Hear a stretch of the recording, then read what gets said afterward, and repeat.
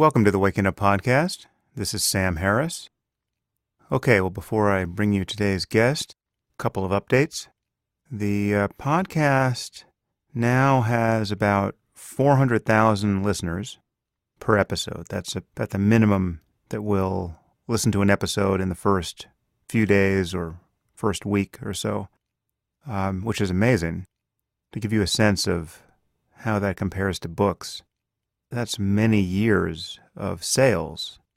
So if I were to write a book today and hand it into my publisher, it would take them about 11 months to publish it. In the best case, 100,000 or 200,000 would read it over the course of the first year. Compare that to my releasing this podcast now and that many people listening to it in the first day. And here we're not talking about a 6-minute interview on CNN. These podcasts go on for hours, and most of you listen for hours. So it's incredibly gratifying to be able to do this. And the podcast has been stably in the top 100 in the U.S. for several months running. And the same is actually true for Canada and Australia and the UK. And this is still really early days for podcasts. So many people have not figured out how to fit them into their lives. But between commuting and working out, there's usually an hour or so in the day there where you have a choice between a podcast or the news or music or silence. That seems to be the space where many people are finding podcasts and audiobooks to be so valuable. As most of you know, unlike many other podcasts, this one is not supported by ads, and I'm quite happy to have stepped out of the ad economy, or to really never have stepped fully into it. But that leaves me periodically asking you for support in the way that NPR and PBS do. So if you do find this podcast valuable and you want to support it in any way directly, I invite you to do that at samharris.org/support. And your support is much appreciated. You are making this possible. I have some good guests coming up on the podcast. I have Yuval Harari, who many of you have requested. He wrote Sapiens, and he has a new book out. Very interesting guy. And Lawrence Krauss not long after that. So the conversation continues. But for today's podcast, I bring you Kate Darling. What a great name. Kate is a researcher at the MIT Media Lab and a fellow at the Harvard Berkman Center, and she focuses on the way technology is influencing society, specifically robot technology. But her background is in law and in the social sciences, and she's one of the few people paying attention to this, and this is, along with AI, going to become increasingly interesting to us as we integrate more and more autonomous systems into our lives. I really enjoyed speaking with Kate. We get into some edgy territory. As I think I said at some point, the phrase child-sized sex robots was not one that I was ever planning to say on the podcast, much less consider its implications. But we live in a strange world, and it appears to be getting stranger. So to help us all figure that out, I now bring you Kate Darling. I am here with Kate Darling. Kate, thanks for coming on the podcast. I'm delighted to be here. It's great to be able to do this. I'm continually amazed that we can do this given the technology. But I first learned of you, I think, in a New Yorker article on robot ethics. And this is your area of focus and expertise. And this is an area that almost doesn't exist. You're one of the few people focusing on this. So perhaps just take a moment to say how you got into this. Yeah, robot ethics is kind of a new field, and it sounds really science fiction-y and strange. But I have a legal and social sciences background, and at some point about 5.5 years ago, I started working at the Media Lab at MIT, where there's a bunch of roboticists, and I made friends with them because I love robots, and I've always loved robots. So we started talking, and we realized that I was coming at the technology with, some questions that they hadn't quite encountered before. And we realized that together there were some things that, some questions that were worth exploring, that when you bring people who really understand how the technology works together with people who come at this from kind of a, policy or social sciences or societal mindset, that can be interesting to explore. Tell people what the Media Lab is. It seems strangely named, but everything that comes out of it is incredibly cool and super diverse. What's going on over there at MIT? Yeah, it's a little hard to explain. The Media Lab is kind of, to me, it's this building where they just stick a bunch of people from all sorts of different fields, usually interdisciplinary, or as they call it, anti-disciplinary, and they give them a ton of money, and then cool stuff happens. That's Yeah. basically what. So there's everything from like economists to roboticists to people who are curing blindness in mice to artists and designers. It's really a mishmash of all sorts of very interesting people working in fields that don't really fit into the traditional categories of academia that we have right now. And so now your main interest with robots is in how our relating to them could well and may, in fact, inevitably change the way we relate to other human beings. Yeah, absolutely. I'm totally fascinated by the way that we treat robots like they're alive, even though we know that they're not, and the implications that might have for our behavior. I must say, I'm kind of late to acquire this interest. Obviously, I've seen robots in science fiction for as long as I've seen science fiction, but it wasn't until watching Westworld, literally a couple of months ago, that I realized that the coming changes in our society based on whatever robots we develop are going to be far more interesting and ethically pressing than I realized. And this has actually nothing to do with what I thought was the central question, which is, will these robots be conscious? That is obviously a hugely important question, and a lot turns ethically on whether we build robot slaves that are conscious and can suffer. But even short of that, we have some really interesting things that will happen once we build robots that escape the what's now called the uncanny valley. I'll probably have you talk about what the uncanny valley is.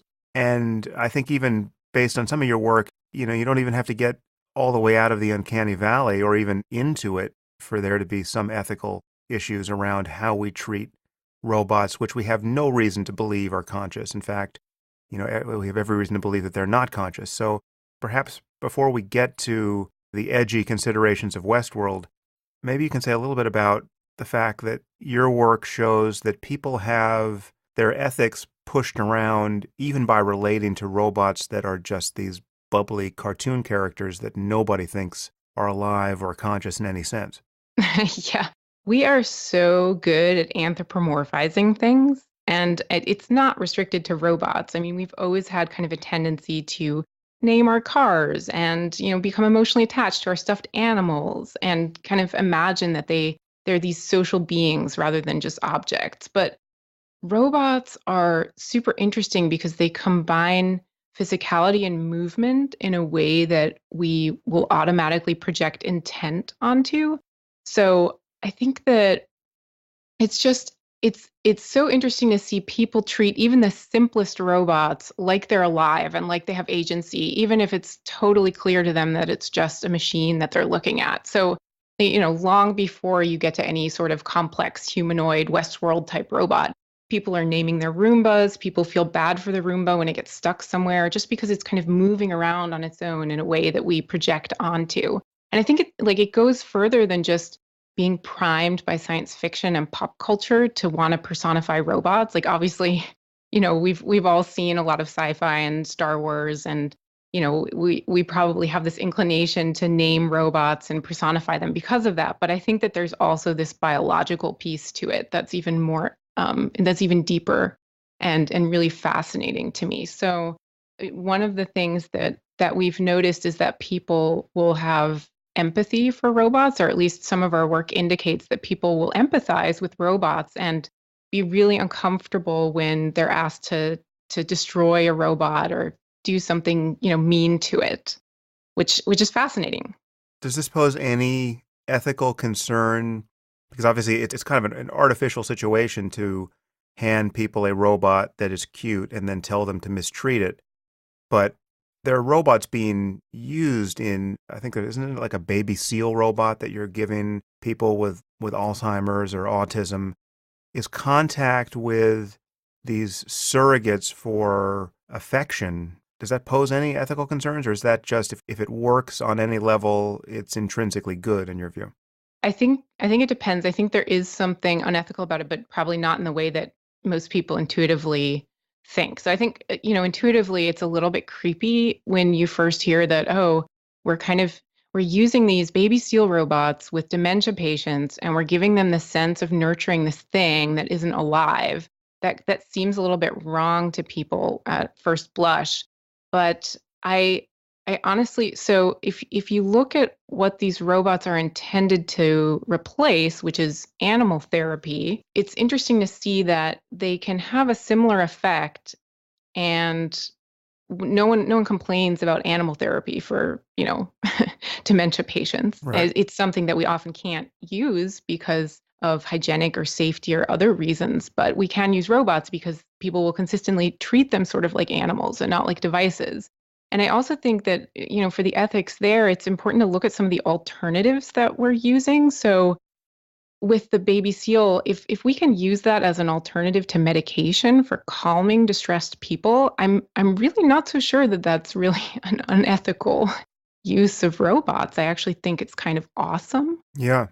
So one of the things that does concern me though is that this is such an engaging and, or in other words, manipulative technology that, and we're seeing a lot of these robots being developed for kind of vulnerable parts of the population, like the elderly or children. A lot of kids' toys are have increasing amounts of this kind of manipulative robotics in them. So I do wonder whether, the companies that are making the robots might be able to use that in ways that aren't necessarily in the public interest, like get people to buy products and services or manipulate people into revealing more personal data than they would otherwise want to enter into a database. Things like that concern me, but those are more people doing things to other people rather than, something intrinsically wrong about treating robots like they're alive.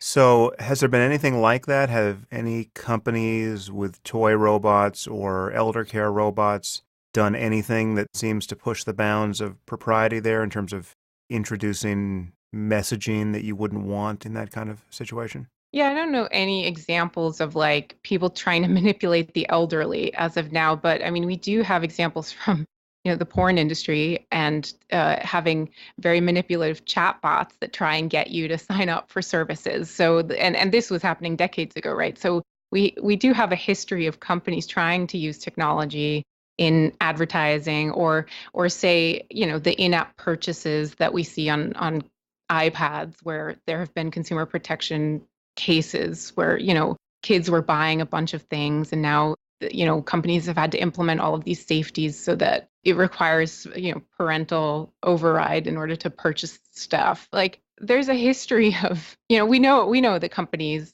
serve their own interests, and any technology that we develop that is engaging in the way that robots already are in their very primitive forms and will increasingly be, I think might pose a consumer protection risk. Or you could even, think of governments using robots that are increasingly entering into our homes and very intimate areas of our lives.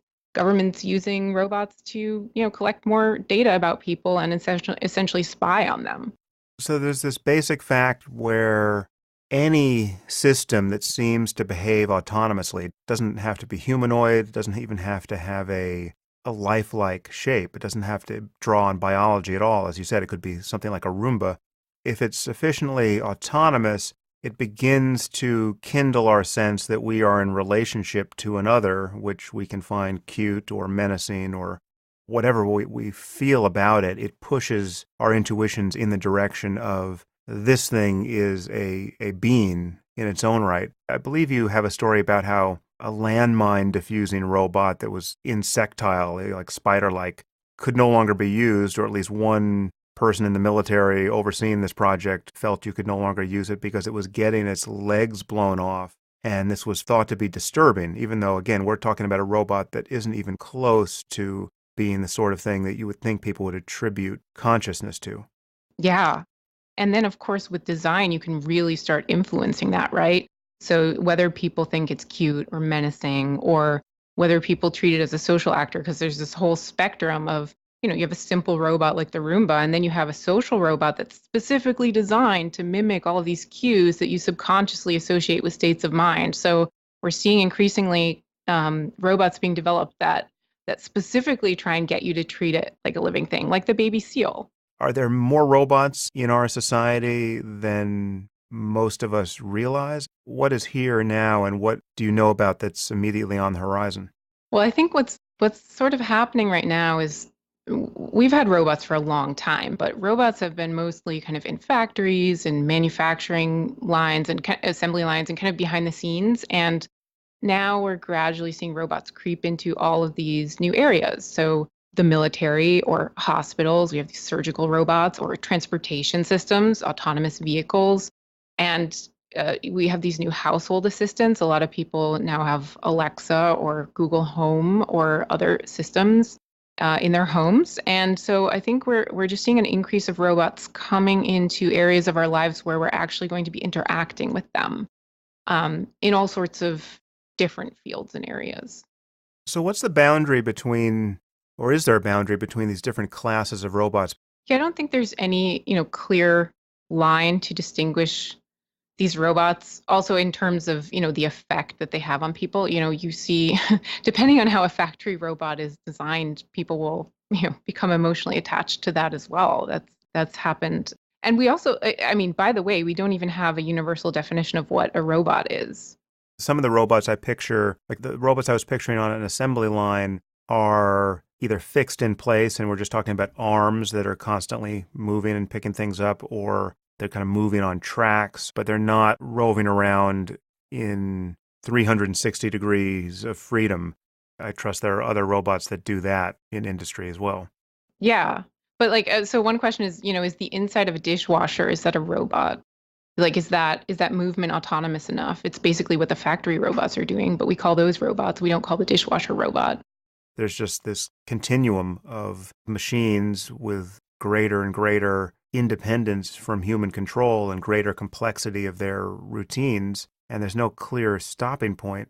Let's come back to this concept of the uncanny valley, which I've spoken about on the podcast before. What is the uncanny valley, and what are the prospects that we will get out of it anytime soon? Yeah, the uncanny valley is a somewhat controversial concept, that you can design something that is lifelike, but if as soon as you get too close to, I think for the uncanny valley, it's specifically humanoid. If you get too close to something that looks like a human, but you don't quite match what it is, then it suddenly becomes really creepy. So people will like the thing the more lifelike that it gets, and then once it gets too close, like the likability of it drops. It's like zombies or something that's human but not quite human really creeps us out. And then it doesn't go back up again until you can perfectly, like absolutely perfectly mimic a human. And I think I like to think about it more, less in terms of the uncanny valley, more in terms of expectation management, I guess.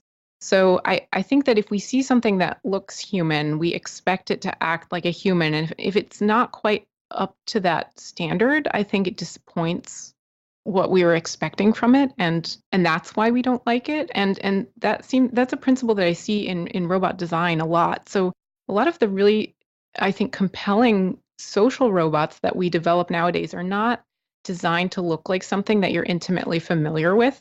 Like, I have this robot cat at home that Hasbro makes, and it's the creepiest thing. It like, because it's clearly not a real cat, even though it tries to look like one. And so it's very unlovable in a way. But I also have this baby dinosaur robot that is much more compelling, because I've never actually interacted with a 2-week-old Camarasaurus before. So it's much easier to suspend my disbelief and actually imagine that this is how a dinosaur would behave.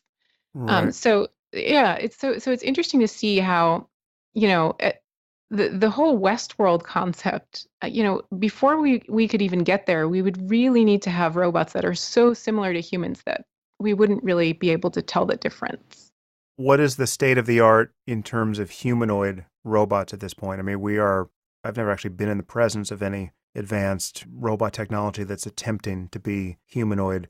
There are some Japanese androids that are pretty interesting. I don't think like to me they're not out of the uncanny valley yet, but there's also some conversation about whether the uncanny valley is cultural or not, and also I think some research on that, which I don't think is very conclusive, but it might be that in some cultures, like in Japanese culture, people are more accepting of robots that look like humans but aren't quite there because people say that there's this religious background to it, that the Shinto religion, the belief that objects can have souls makes people more accepting of robotic technology in general, whereas in Western society we're more creeped out by this idea that a machine could, resemble a living thing in a way. But I'm not really sure. And I mean, you should check out the androids that Ishiguro in Japan is making, because they're pretty cool. He made one that looks like himself, which is interesting to think about, his own motivations and psychology behind that. But it is a pretty cool robot. I think, just from a photograph, you might not be able to tell the difference. Probably in interacting with it, you would. So do you think we will get to a Westworld level lifelikeness long before we get to the AI necessary to power those kinds of robots? Or do you have any intuitions about how long it will take to climb out of the uncanny valley? That's a good question. I honestly, I'm not as interested in, how do we completely replicate humans, because I see so many interesting design things happening now where that's not necessary. Like Hmm. we can already with and robotic technology is very primitive at this point. I mean, robots can barely operate a fork, but we can create characters that people will treat as though they're alive.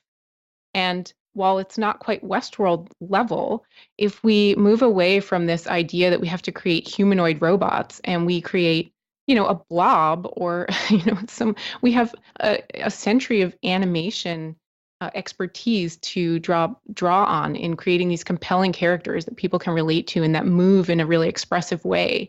And I think that that's much more interesting. I think much sooner than Westworld, we can get to a place where we are creating robots that people will consistently treat like living things, even if we know that they're machines. I guess my fixation on Westworld is born of the intuition that something fundamentally different happens once we can no longer tell the difference between a robot and a person. And maybe I'm wrong about that. Maybe this change and all of its ethical implications comes sooner when, as you say, we have a blob that people just find compelling enough to treat it as though it were alive.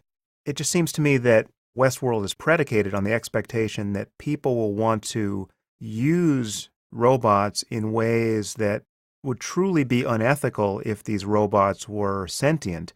But because, on assumption or in fact, they will not be sentient, this becomes a domain of creative play analogous to what happens in video games. If you're using a first-person shooter video game, you are not being unethical shooting the bad guys. And the more realistic the game becomes, the more fun it is to play. And there's this sense that, I mean, while some people have worried about the implications of playing violent video games, all the data that I'm aware of suggests they're really not bad for us, and crime has only gone down in the meantime. And it seems to me that there's no reason to worry that as that becomes more and more realistic, even with virtual reality, it's going to derange us ethically. But watching Westworld made me feel that robots are different. Having something in physical space that is human-like to the point where it is indistinguishable from a human, even though you know it's not, it seems to me that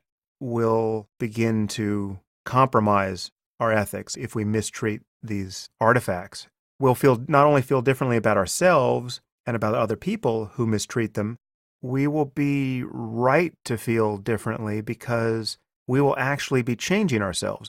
You'd have to be more callous than, in fact, most people are to rape or torture a robot that is, in fact, indistinguishable from a person, because all of your intuitions of being in the presence of personhood, of being in relationship, will be played upon by that robot, even though you know that it's been manufactured and let's say you've been assured it can't possibly be conscious. So the takeaway message from watching Westworld for me is that Westworld is essentially impossible. I mean, we would just be creating a theme park for psychopaths and rendering ourselves more and more sociopathic if we tried to normalize that behavior.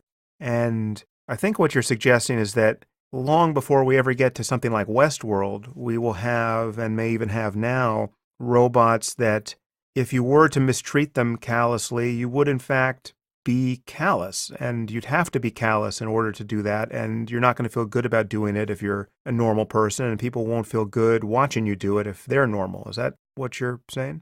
Yeah, I mean, we already have some indication that people's empathy does correlate with how they're willing to treat a robot, which is super interesting. And like Westworld is just the perfect illustration of the problem. And I love that it's I love that you watched Westworld, and even though you believe that, if playing violent video games makes crime rates, continue to go down. I don't know if you meant that in a causal way or not, but Oh, yeah, no, I don't. I just, presumably, if it was causing people to be more violent, we would not see crime rates go down in the meantime. yeah, I think so. I agree that the violence in video games research is completely inconclusive, and there's no reason to believe that we can't mentally compartmentalize in that case. Hmm. And but we do know that we respond very differently to physical things than something on a screen. We have this more visceral response to the physicality of robots, and there's some research to suggest that we do treat physical robots more like a social actor. So like you increasingly get into this question of how much more muddled it gets in your subconscious to mistreat a robot versus, a first-person shooter game. And this is the question that I'm probably most interested in, right? What we don't know is whether if take Westworld, whether if you go and play around in Westworld, whether that is just an indication of how callous you are, or whether it could actually desensitize you to that behavior towards real humans, or whether it's a really healthy outlet. If you have violent tendencies, you can go and you can beat the crap out of this really lifelike robot, and you know that you're not hurting a real person, and maybe that makes you a much better person in real life. You've gotten all of your aggressions out. And we just have no idea what direction this goes in. And the reason I think it's important to talk about long before we have any sort of Westworld theme park is because we already see, we see these children's toys that behave in a really lifelike way. I have this baby dinosaur at home that will cry if you mistreat it, and really mimic in a very convincing way that it's in pain.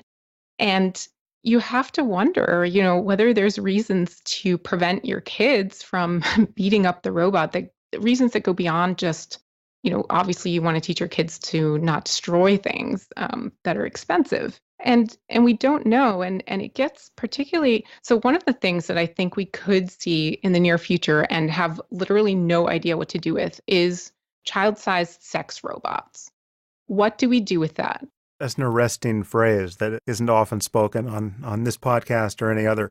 Child-sized sex robot. So this would be as a therapy for pedophiles, or just how do you envision this market even emerging?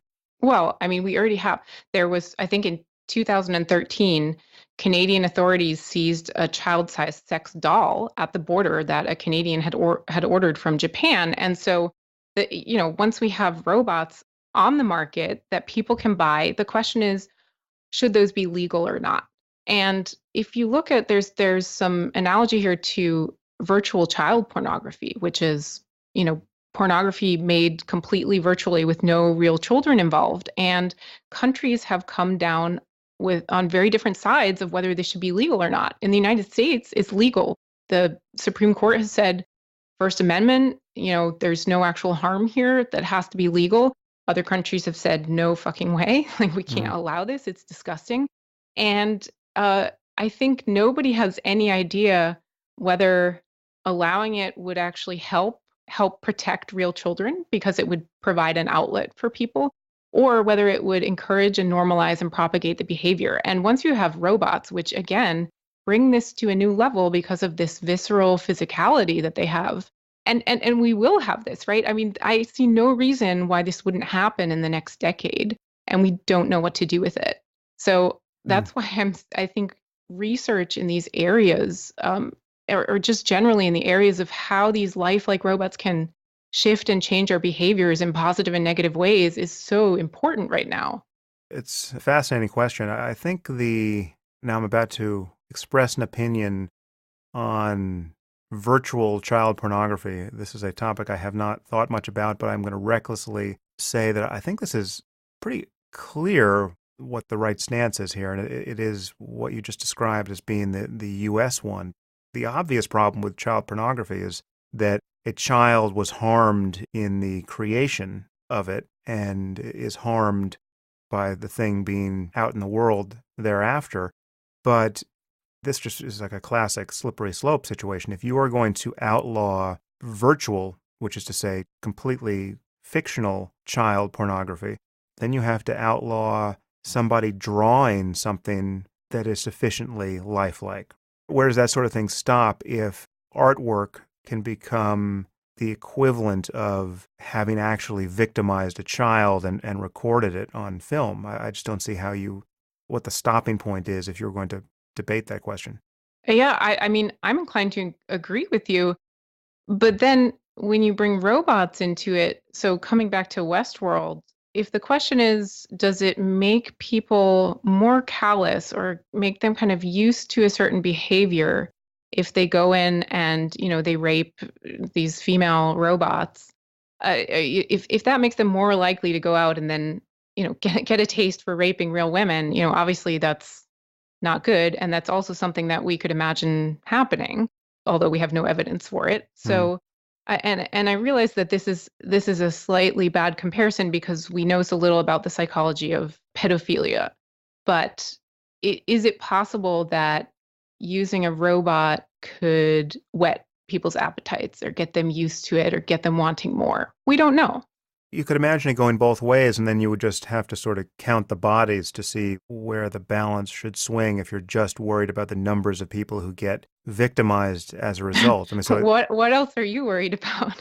I just don't know what that does to the human mind and human ethical norms, over the course of decades and beyond. But it's not clear to me that the only negative consequences can be scored in terms of the numbers of people who get raped as a result.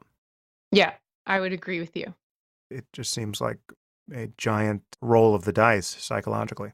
Yeah, I think I feel like sexuality is still such a mystery to us generally, and very under-researched. So it's really not clear to me also how fluid or flexible our sexual preferences are. So if you give people more options, will that just reflect their underlying preferences, or will it actually change over time, the sexual relationships or preferences that we have? And I'm not sure we know the answer to that.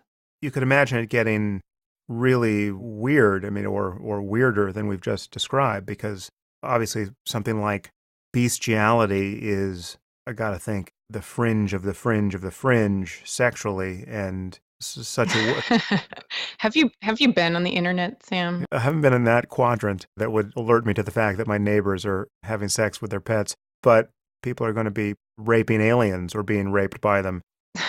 So just yesterday, I was looking up laws on bestiality for a similar reason, which was I was curious whether, sex robots shaped like animals, whether that would be legal to sell or not. And it turns out that You're now on some list, I'm convinced. oh, I'm sure I was already.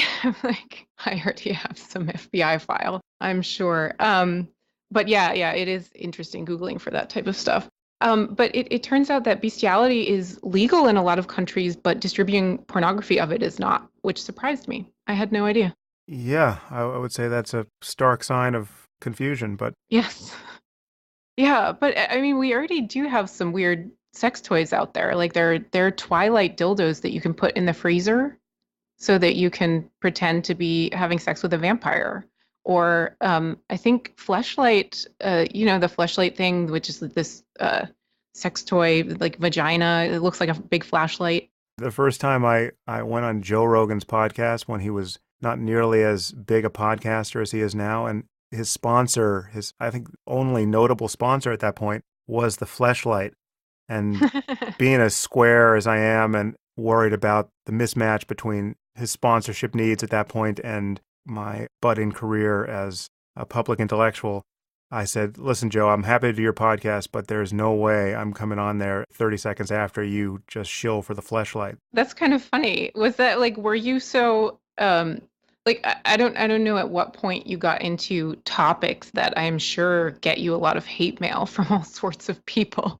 Was that before then? And yet you were more afraid of a sexual sex toy than some of the like religion and other topics that you willingly delve into? Yeah, no, I was well into all those controversial topics, but it just seemed like the mismatch between the Fleshlight and talking about jihadism or whatever I was going to talk about with him, it just seemed too insane. So Well, anyway, all I wanted to say is that they told me that one of their bestsellers at the time, back when I talked to them, was a blue one because of the movie Avatar. yeah, I guess I tapped into the Jungian archetype of just how weird things are going to get here. Yeah, that doesn't surprise me. I guess it shouldn't. This is of a piece with transhumanism on some level. I mean, just the idea that we are only Homo sapiens more or less by accident, and we're not going to be them for long.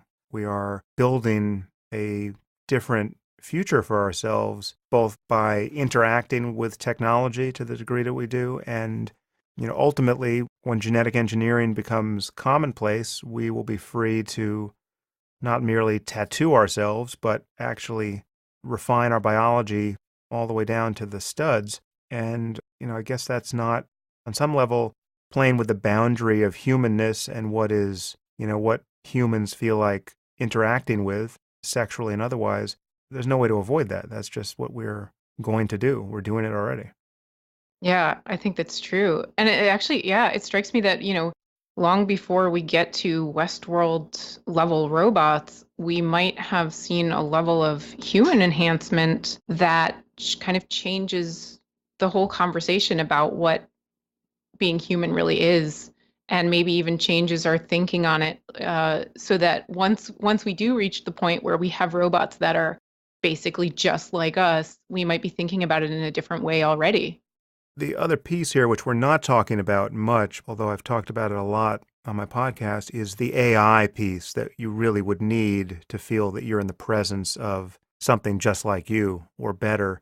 Obviously, all the robots we have now and probably will have for a while they may be superhuman on some level. They may be, presumably, if you stuck a calculator in them, they would be superhuman for arithmetic, but they're not nearly human across the board, and yet they're still kind of pushing around our intuitions of relationship.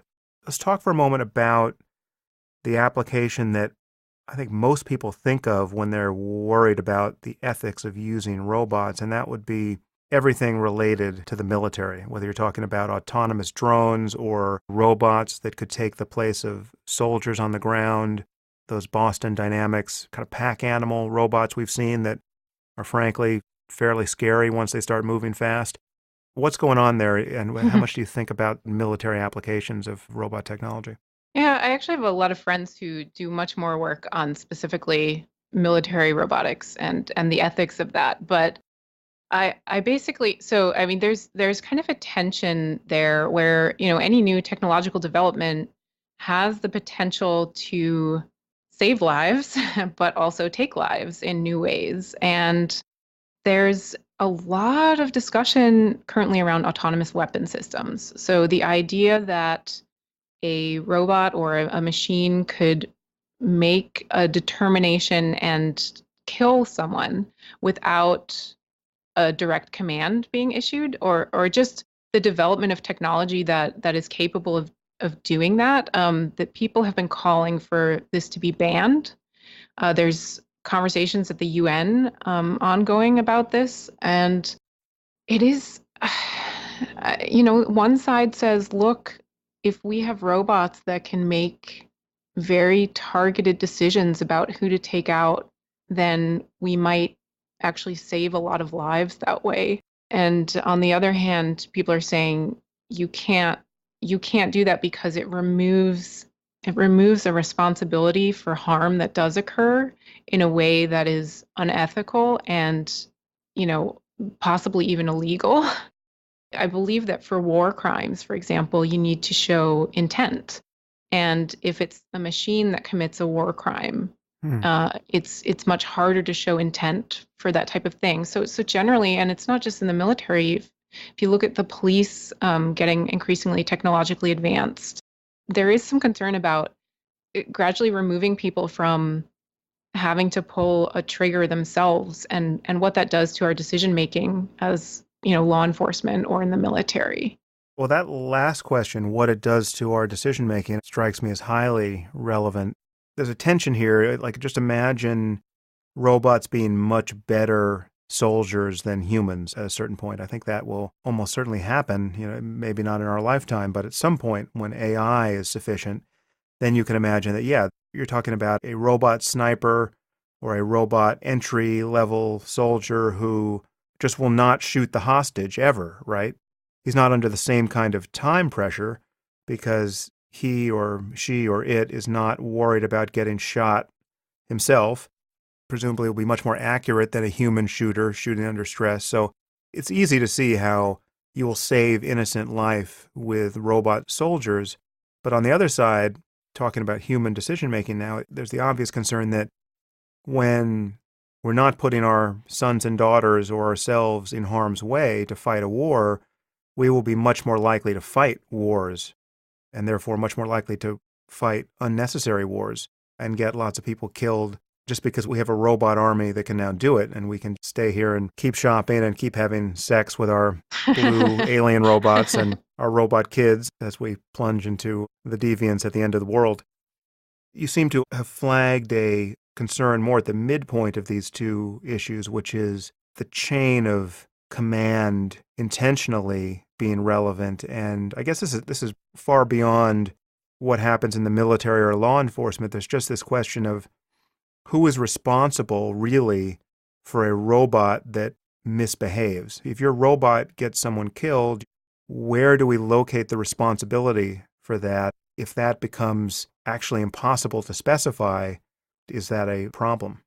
So, I mean, there are two aspects to this. The more practical aspect is that I think international law specifies certain things, and international law is very hard to change, but specifies certain things like intent for war crimes, which if you can just remove yourself from having made the decision and have a robot, if the robot makes some sort of mistake that turns out to be a war crime, then no one can be held responsible legally.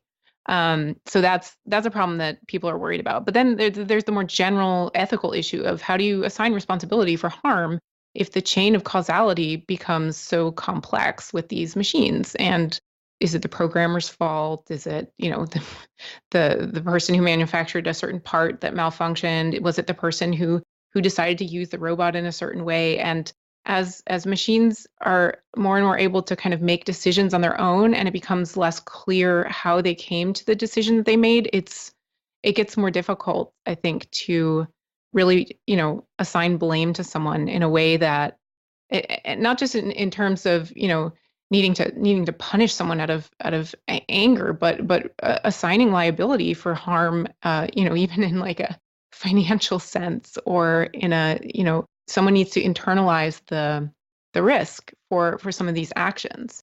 Just what happens now with a dumb, ordinary, ape-driven car, let's say when the brakes fail, but this is not part of a general problem with this type of brake. It's just your brakes failed and got somebody killed. There's no recall necessary. There's no general culpability from the manufacturer. Where do we locate blame in that case? we have systems that work to locate blame, and in that case, you would be blamed, and then you have probably some recourse against the car manufacturer. And we have all sorts of systems in place, like product liability and ways to assign blame for what happens. And they work really well, and these systems will also work when we add robots into the mix. But it might at some point make sense to reevaluate this in some cases. So I'm thinking, I think that a really good analogy for how to treat robots under the law might be looking to animals and the way that we've treated animals over, the past centuries. There have been all sorts of different ways that we assign responsibility for, people who own an animal that causes harm. Going so far as there used to be even laws that if your ox trampled, your neighbor's corn, then your ox could go on trial for that Yeah. itself Yeah, and there be are killed. hilarious cases of, I mean, now hilarious, maybe they weren't hilarious at the time, but animals being tried and even executed for their culpability for their crimes. Right. And like I'm not advocating that for robots at all, but I'm just saying that we've dealt with the same problem with these like autonomous creatures that can do things and cause harm, but are ultimately need to be in the responsibility of someone, like in someone's realm of responsibility. And maybe, and I haven't researched this extensively, but maybe looking to some of that could help us solve some of these problems with autonomous robots. So when we imagine the robot becoming just much more effective than a person in that role, which is presumably why we would be using it in the first place, right? So once autonomous cars are so much better than people that you just have to be an idiot not to be driving around in one, or irresponsible, almost by Hmm. definition, not to be driving around in one. Well, then how are we going to feel about the few occasions on which autonomous cars wind up killing somebody? I think we will have ingested the fact that up until that point, everyone was still at much lower risk than they would have otherwise been. I mean, this is still just the best game in town as far as driving cars. And obviously, we'll want to fix whatever defect may account for the death in this case, but the whole phenomenon or industry of autonomous vehicles, there'll be no temptation to call it into question at that point because we will already know that lives are being saved every hour that we use these things. Leaving aside the concern I voiced at one point of being tempted to fight more wars because we don't have skin in the game, don't you think that once we know that these systems that we're using are better than people for what we're using them for, we'll view every malfunction or every instance of bad luck as, on some level, just that, just something that is for which nobody's really culpable in the ordinary sense? Wow, you have such faith in the rationality of people. It's Yeah, that's. I don't. I'm starting to worry about that actually. That's becoming a professional hazard. Yeah, I mean that would be the ideal situation, but I honestly think people are going to freak out. I think that even though autonomous vehicles are going to cause, a tiny, tiny percentage of the accidents that we previously dealt with. I mean, we have so I don't know the numbers, but it's insane how many people die through car accidents Yeah, nowadays. it's 30 plus thousand every year in the U.S. and I believe globally it's something like 2 million, which sounds like an insane number, but I believe that is the number for fatalities on the roads worldwide every year.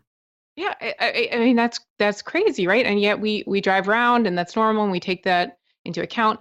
But even though autonomous vehicles are going to cause far fewer accidents, I think the types of accidents that they will cause, even though it's just like 0.0001% of the accidents that we previously had, I think people are really going to freak out about those accidents. And I mean, there's all these psychological biases about, being in control or believing that, you're a better driver than a machine, even though it's clear from the statistics that the machine is better. And I think we're very susceptible to that. I mean, I do have faith that this is a generational thing and that new generations will grow up with like autonomous vehicles as the new normal. And then, the few accidents that happen are just life. But Mm. for us now, I don't think that people are going to be as accepting of those mistakes as you think. Well, actually, we have a little data on this already because there have been, I think now, two fatalities with Teslas, the Model S, which is autonomous in some modes and that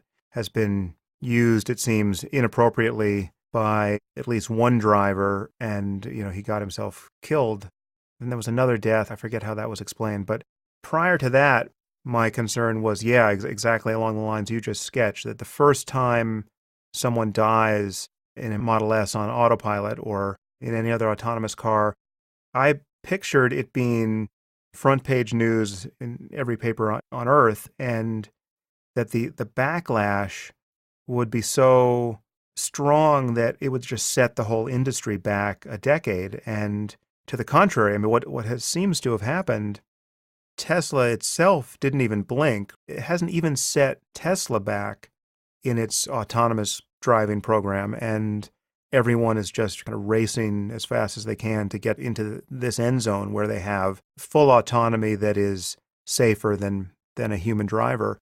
Obviously, there could be some accident in the future which would be so terrible and so unlike an accident that a human being, say, would be liable to be involved in, that it might cause us to rethink this for a time. But I feel like we've already encountered the robot-driven car fatality, and it was barely news. And maybe I'm very biased because obviously I pay attention to robot news, but it seemed to me that did make a lot of news and a lot of attention. Like, I know perfectly well that two Tesla accidents happened and exactly how they happened, and the guy's head got sliced off, and like I know all this stuff. I Right. have no idea what other car accidents have happened in the United States in the past year. But that's the point. I mean, it was so easy for Tesla to say, listen, in the time that we've been talking about these two accidents, two things are true. One is there have been hundreds of other accidents today, right, or this hour, if you're speaking globally, where people were killed and maimed in equally horrific ways based on how bad humans are at driving cars. And also, we have now, I don't know what it is, but some, millions of man hours of people driving on autopilot. And now I think enough data to show that given the way that people are using the admittedly totally imperfect and inadequate self-driving capacities of a Model S, each one of those hours is a safer hour than without the autopilot.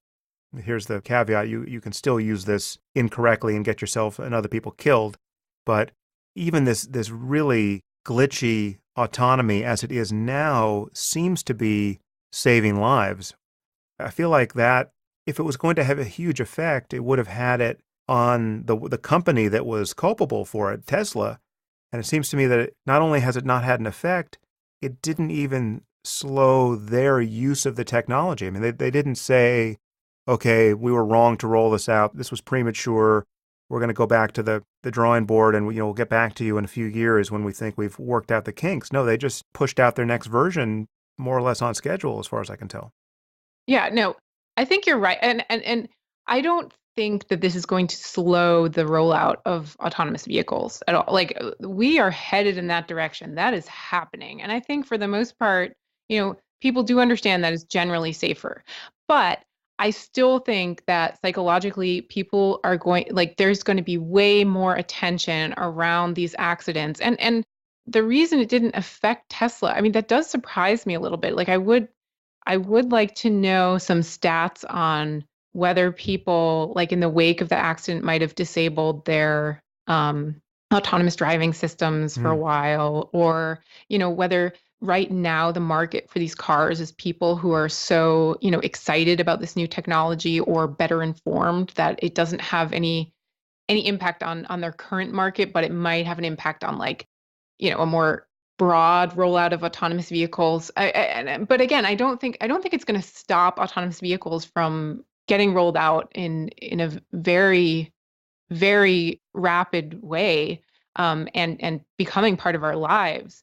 But the one thing that I do know is that I have talked to some large auto manufacturers, and it is interesting to hear them say that the one thing or the main thing that they're concerned about and the main problem that they see is not harmonizing European, road legislation or insurance or, any of the things that you would think are the problems. No, their problem is the public's perception of these accidents. Yeah. That's precisely the thing that they're worried about managing and that they're unsure of how to manage. Yeah, and I guess we should say there are accidents and then there are accidents. The ones that I'm aware of with Tesla, it seemed the driver himself got himself killed, at least the one I know the details of, that was the case. It seemed to be, it was easy to assign blame to him in how he was using the technology. But the first time an errant Tesla or any other robot car just mows down some kids in a crosswalk, I think the response could be very different. Then you would have the living driver as well to talk to in the aftermath, and it could just be an absolute horror show in terms of the public perception of that. Yeah, it's interesting. I guess the certain applications of robot technology are much more fraught than others.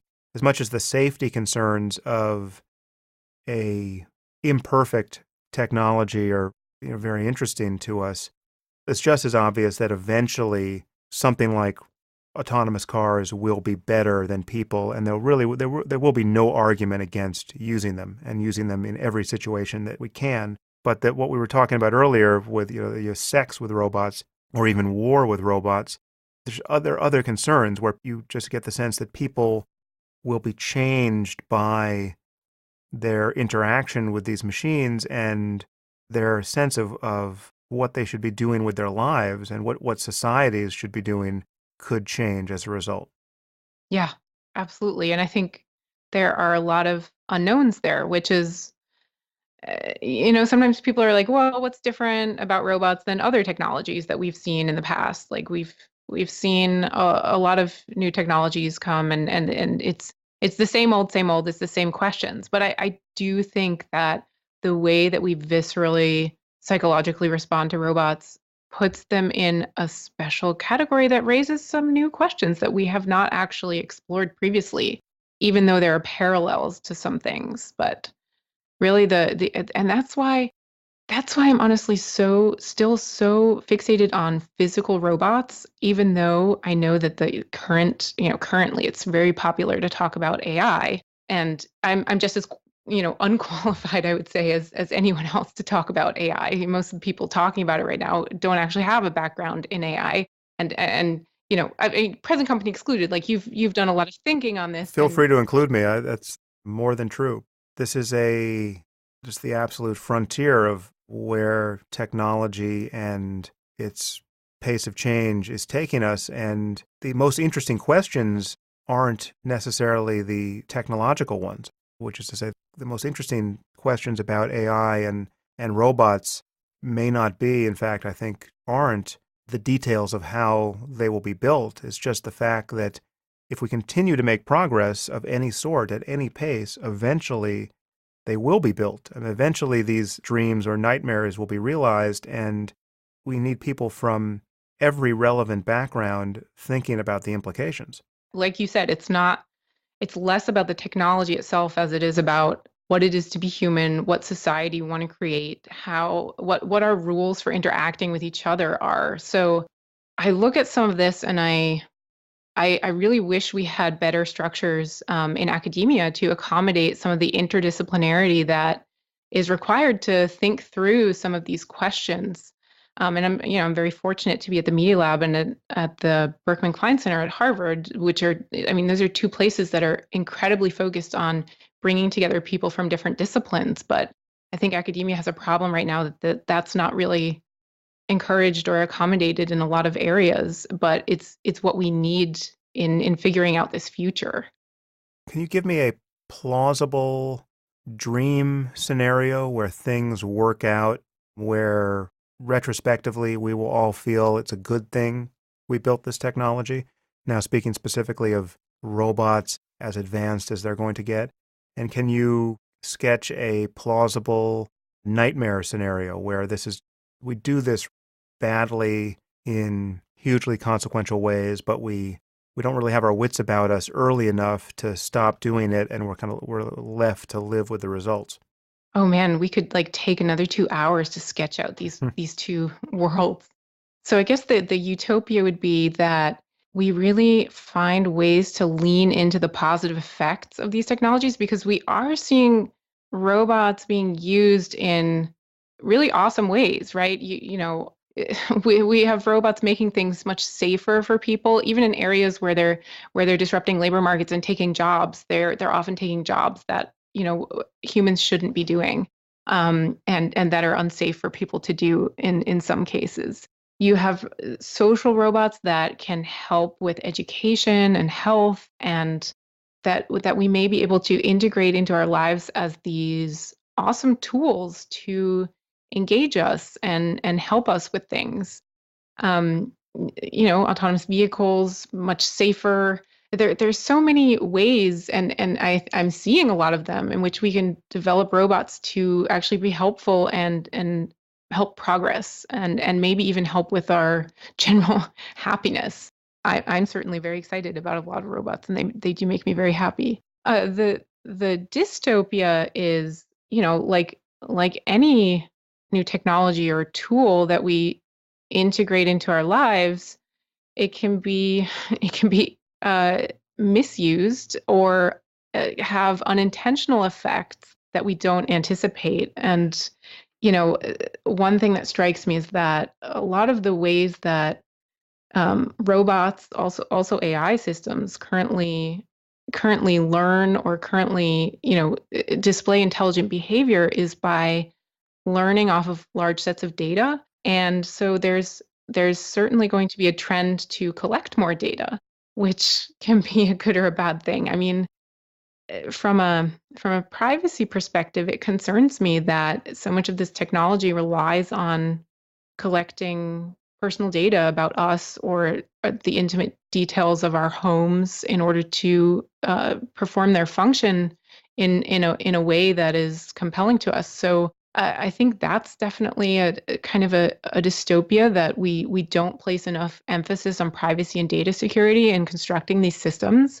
Then there's the way that these data sets can be biased, and that we can program biases into machines that just end up kind of perpetuating things that we already struggle with, like racial biases or gender biases. There are a lot of ways to bake those into our systems without even realizing, in ways that are hard to change later on. And I see again and again that, I used to think, oh, well, the people developing the technology should just like create the stuff, and then we'll figure out later on how to regulate it and how to deal with it as a society. But now that I work very closely to people who are developing technology, I realize that standards get set really early on. Hmm. And if you don't have people thinking about, for example, data security from a very early stage in designing a robot, then you could set a standard that is very hard to change later on,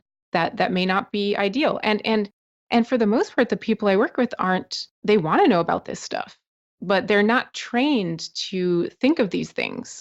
They have kind of an engineering mindset, and bring in people from the social sciences who are like, oh, what about this? Oh, have you thought about this? Is like the most incredibly helpful thing that I see. And I don't see enough of it happening, honestly. Hmm. So that's part of the near term dystopia that I would see in robotics.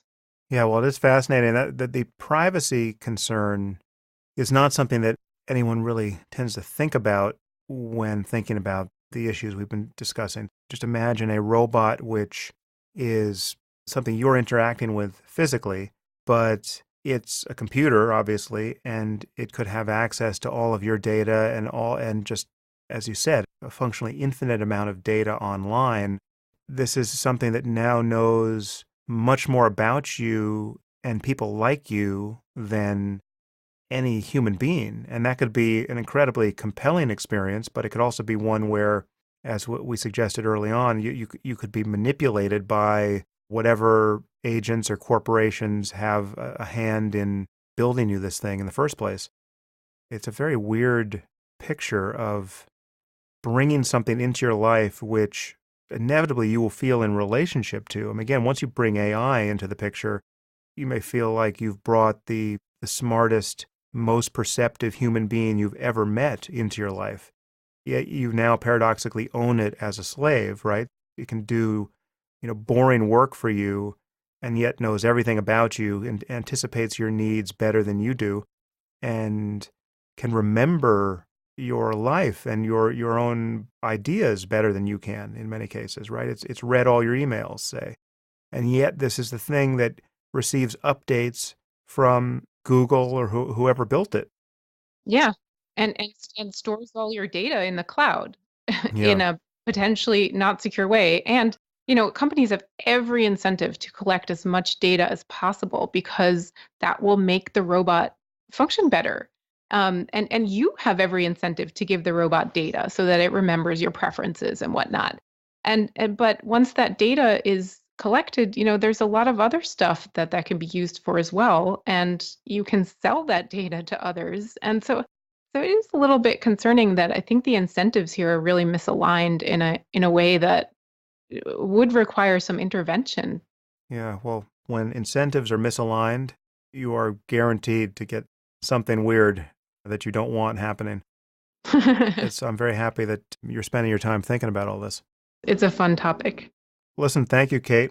I love talking about this, and this problem obviously is not going away. So when things get scarier or more interesting, I hope to have you back on and we can figure out what to do about it. That would be fun. Thank you so much, Sam.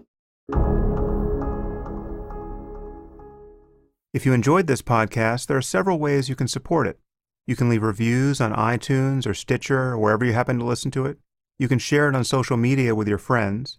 You can discuss it on your own blog or podcast, or you can support it